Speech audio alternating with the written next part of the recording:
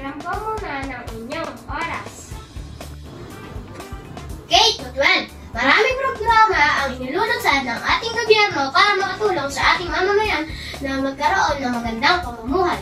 Maraming plataforma ang inilalatag para sa atin upang mapagyabang ang ating kakayahan nang sa gayon ay makatulong na marating ang ating inaasam, pati na rin ang pagtulong na paunlarin ang ekonomiya ng ating bansa.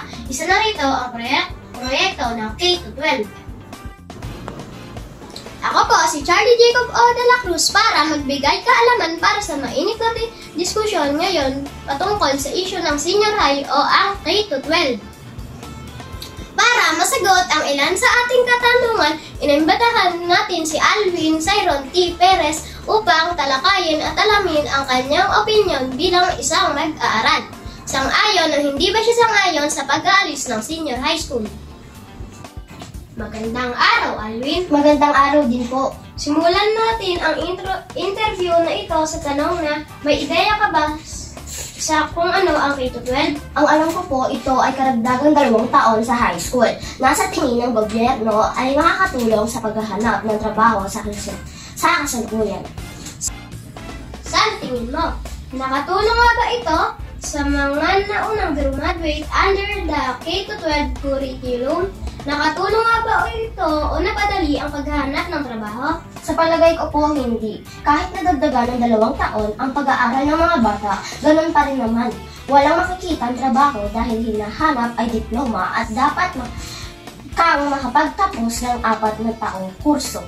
Bukod pa doon, mababa ang sahod lalo na sa mga pangkaraniwang manggagawa. So, sang-ayon ka ba o hindi natanggalin na ang K-12 curriculum? Sang-ayon po ako. Bakit? Opo, bilang isang mag-aaral, sumasang-ayon ako na tanggalin ang senior high. Ipinaglalaban ko ito sa pamamagitan ng 2 malalalim na dahilan. Una, ang pagtatanggal ng senior high ay magbibigay daan sa mas malaking pagkakataon para sa mga mag-aaral sa kasalukuyan. Ang senior high dilim ang layunin sa maraming estudyante na makapagpatuloy sa kolehiyo. Sa pamamagitan ng pagtanggal nito, ang mga estudyante ay maaaring direktang pumasok sa kolehiyo na nagbibigay ng mas maagang pagsisimula sa kanilang karera at mas matipid na gastos sa pag-aaral.